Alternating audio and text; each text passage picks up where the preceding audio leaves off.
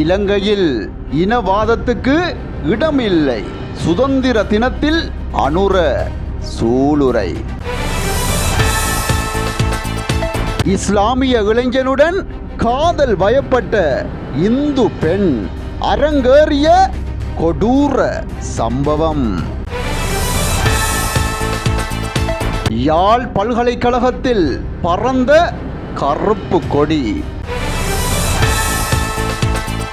சுதந்திர தினத்தால் தமிழர் பகுதியில் ஏற்பட்ட குழப்பம். ஆடம்பர காரினை அடுத்து உலங்குவானூர்தி அதிரடி காட்டும் இலங்கை கோடீஸ்வரர். தயார் நிலையில் அரசாங்கம். ஜனாதிபதி வெளியிட்டுள்ள அறிவிப்பு. பட்டதாரி ஆசிரியர் சேவை ஆட்சேர்ப்பு வர்த்தமானி வெளியீடு. அரசாங்கம் தொடர்பில் வாசுதேவ நாணயக்கார வைத்துள்ள நம்பிக்கை. இலங்கைக்கு சுதந்திர தின வாழ்த்து கூறிய பிரித்தானிய மன்னர்.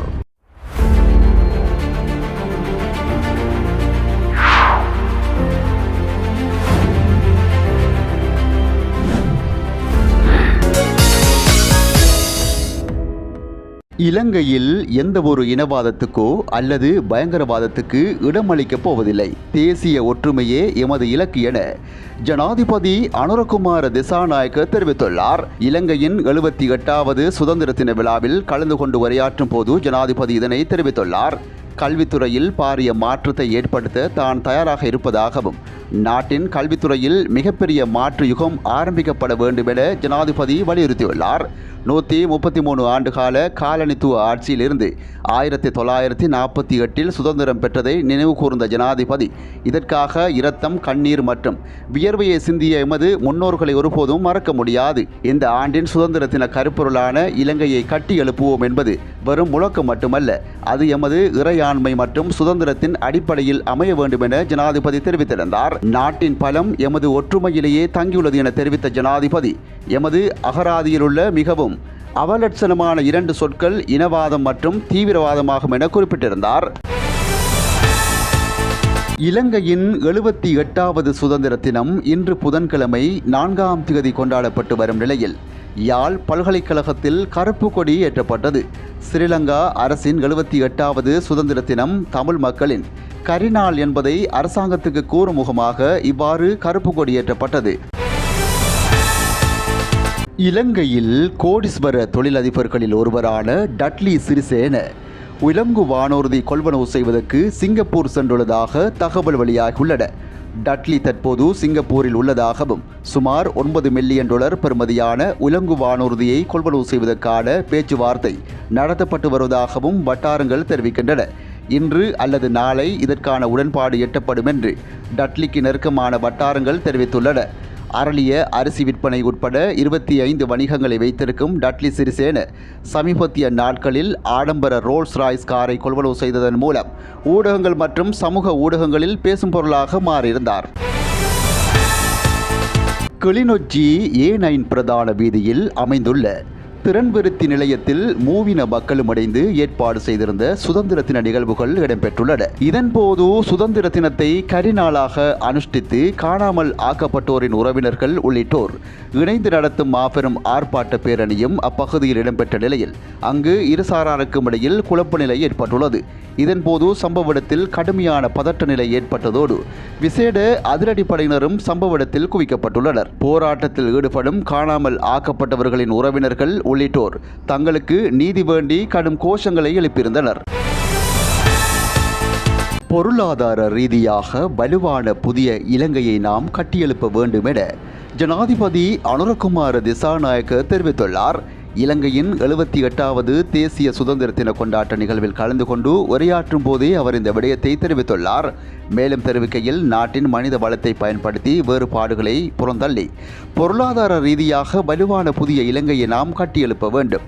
அதற்காக நாட்டின் மனித வளத்தை மேம்படுத்துவதற்காக தேவையான பாரிய கல்வி சீர்திருத்தங்களை நடைமுறைப்படுத்த அரசாங்கம் தயாராக உள்ளது என அவர் சுட்டிக்காட்டியுள்ளார்.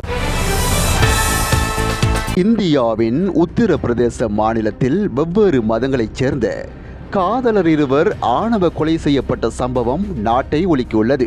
பல ஆண்டுகளாக மத நல்லிணக்கத்துடன் வாழ்ந்து வந்த கிராம மக்கள் மத்தியில் இந்த சம்பவம் பெரும் அதிர்ச்சியை ஏற்படுத்தியுள்ளது.